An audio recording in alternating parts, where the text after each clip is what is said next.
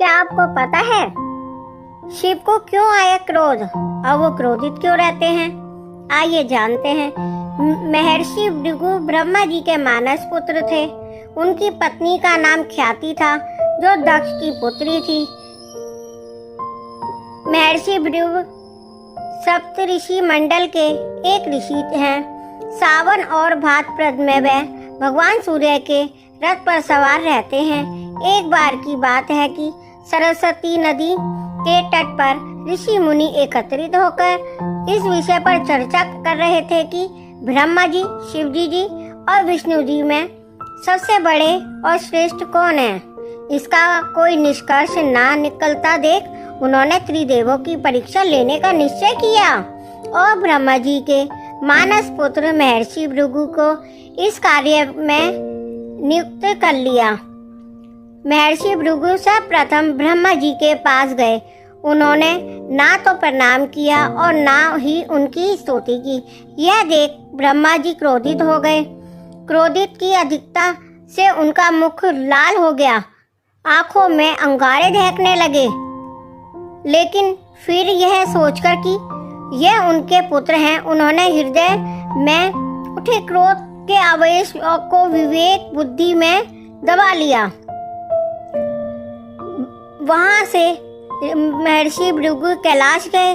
देवादिदेव भगवान महादेव ने देखा कि भृगु आ रहे हैं तो वे प्रसन्न होकर अपने आसन से उठे और उनका आलिंगन करने के लिए भुजाएं फैला दी।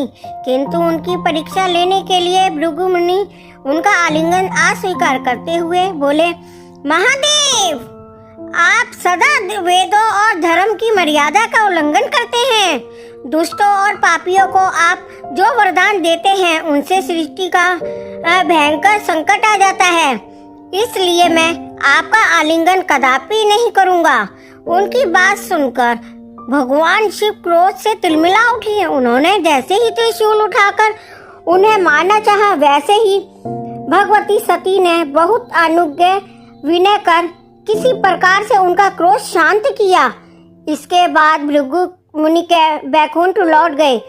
उस समय भगवान श्री विष्णु देवी लक्ष्मी की गोद में सर रखकर लेटे थे।